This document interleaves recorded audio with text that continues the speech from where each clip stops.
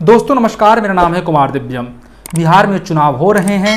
विधानसभा के इस चुनाव में तरह तरह के वादे किए जा रहे हैं। महागठबंधन अपने तरफ से वादे कर रहा है और दूसरी तरफ एनडीए वादा कर रहा है, लेकिन इनके वादों में कितनी सच्चाई है, क्या क्या ये वादे कर रहे हैं, किस तरह के वादे ये कर रहे हैं, इन तमाम बातों का विश्लेषण करेंगे। आज हम बात करेंगे महागठबंधन की घोषणा पत्र की कि महागठबंधन ने अपने घोषणा पत्र में कैसे कैसे वादे किए हैं। अगर महागठबंधन की घोषणा पत्र की बात करें तो जिन मुद्दे पर तेजस्वी यादव अपने हर स्टेज से उस मुद्दे को कहना नहीं भूलते हैं और उस पर तेजस्वी यादव जो बार बार कह रहे हैं वो है 10 लाख रोजगार की। 10 लाख रोजगार की जो मुद्दा है, यही मुद्दा तेजस्वी यादव को हाईलाइट कर रहा है। 4.5 लाख पद बिहार सरकार में पहले से खाली हैं, उन्हें तेजस्वी यादव ने भरने का वादा किया है। उसके बाद 5 लाख नए रोजगार सृजन करने का वादा किया है, यानी 4.5 लाख तो पुराने पद भरे जाएंगे। उसके अलावा जो पद 10 लाख में बच जाएंगे, उन्हें उन पदों को नए रोजगार सृजन करके भरा जाएगा। अगर दूसरे नंबर पर बात करें तो राज्य सरकार के किसी भी बहाली के लिए परीक्षार्थियों को, अभ्यर्थियों को कोई भी शुल्क नहीं देना पड़ेगा।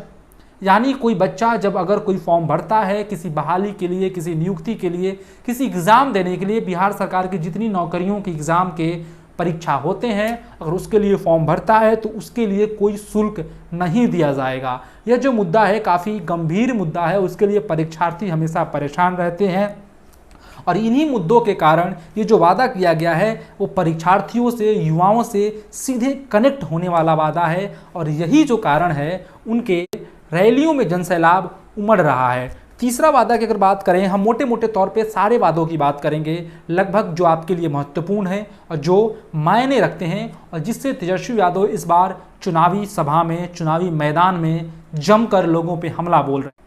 इसके बाद के वादे की अगर बात करें तो उन्होंने कहा है कि मनरेगा में पहले क्या होता था कि प्रति परिवार रोजगार की गारंटी होती थी, लेकिन इसे तेजस्वी यादव ने खत्म कर दिया है और तेजस्वी यादव ने कहा है कि प्रति परिवार नहीं, प्रति व्यक्ति हम रोजगार की गारंटी देते हैं। यानी अगर एक परिवार में 2 लोग हैं रोजगार नरेगा में काम करने लायक, गरीब परिवार में, तो उन्हें हम दोनों को रोजगार की गारंटी देते हैं। और पहले 100 दिनों की रोजगार की गारंटी मिलती थी नरेगा में, इसे मनरेगा में 100 दिनों की रोजगार की गारंटी को हटाकर 200 दिनों की रोजगार की गारंटी कर दी गई है। तो तेजस्वी यादव का यह एक बहुत बड़ा ऐलान है, बहुत बड़ा, और इन्हीं वादे की वजह से तेजस्वी यादव की रैलियों में भीड़ उमड़ रहे हैं। इसके बाद की बात करें तो जीविका के जो स्वयं सहायता समूह के कैडर हैं उनका मानदेय न्यूनतम 4,000 कर दिया जाएगा और उन्हें अस्थायी किया जाएगा। इसके बाद अगर वादे की बात करें तो बंद पड़े कारखाने खोले जाएंगे, यानी बंद पड़े कारखाने खोले जाएंगे,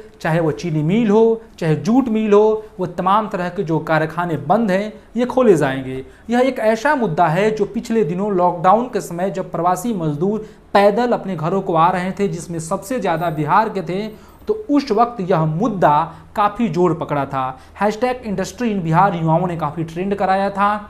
ट्विटर, फेसबुक पे यह मुद्दा या फिर लोगों के हर किसी के जेहन में था कि बिहार में इंडस्ट्री होनी चाहिए। और इसी वक्त नीतीश कुमार ने कह दिया है कि बिहार में समुद्र नहीं है तो इंडस्ट्री नहीं है। और इन मौक़ों पर तेजस्वी यादव ने यह वादा किया है कि अगर हमारी सरकार आती है, हम मुख्यमंत्री बनते हैं, महागठबंधन की सरकार बनती है, तो हम तमाम तरह के इंडस्ट्री जो बंद पड़ गए हैं उन्हें खोलेंगे। तो यह एक बहुत बड़ा वादा है। इसके बाद बात करें तो एक बहुत बड़ा लोगों से कनेक्ट करने वाला वादा है और यह वादा जो है वो है कि हम थाने और प्रखंडों के भ्रष्टाचार को समाप्त कर देंगे।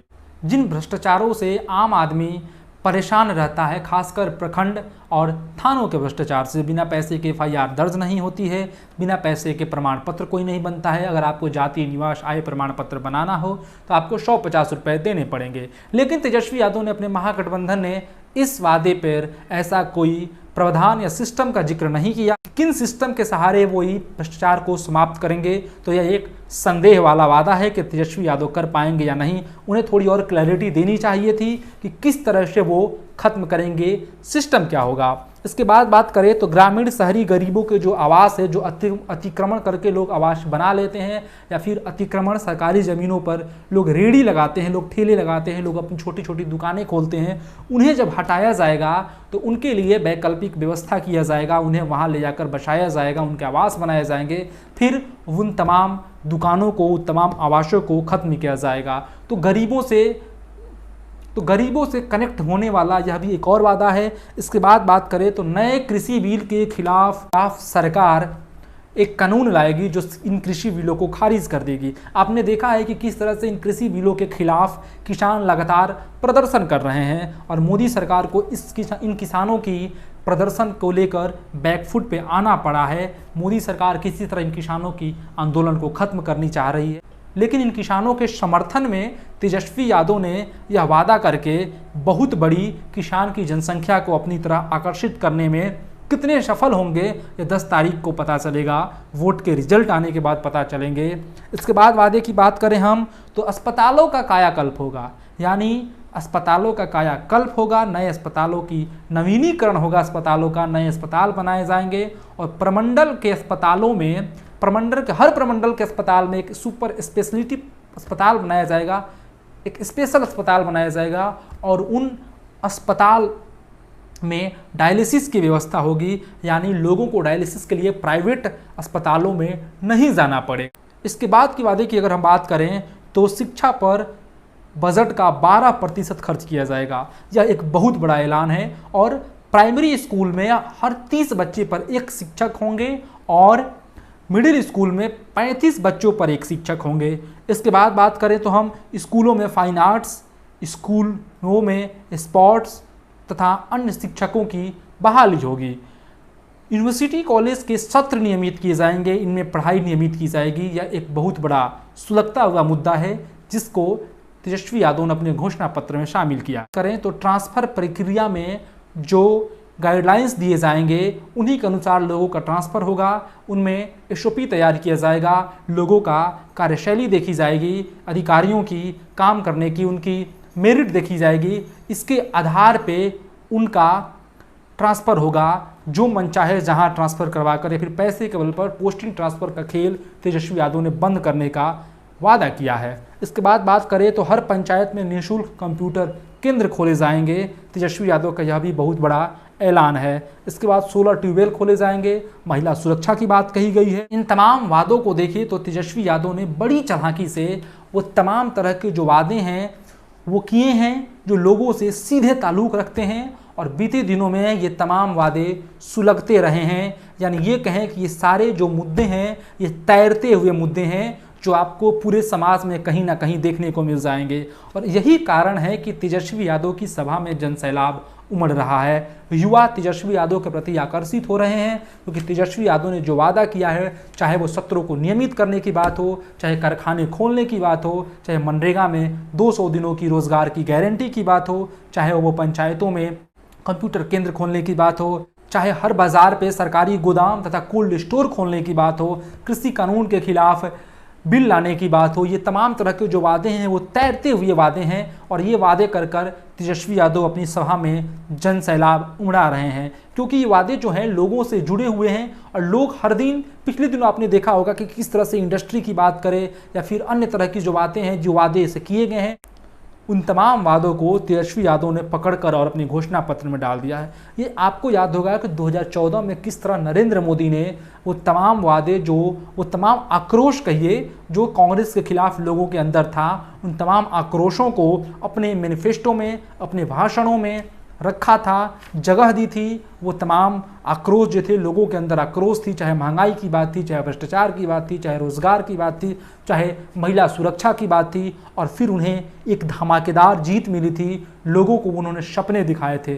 लेकिन इसके बाद का जो आपने हाल देखा था कि क्या हुआ था, क्या हुआ है कि किस तरह से सारे मुद्दों को भटकाकर अलग अलग मुद्दों पे चुनाव लड़े जा रहे हैं। देश की अर्थव्यवस्था खराब है।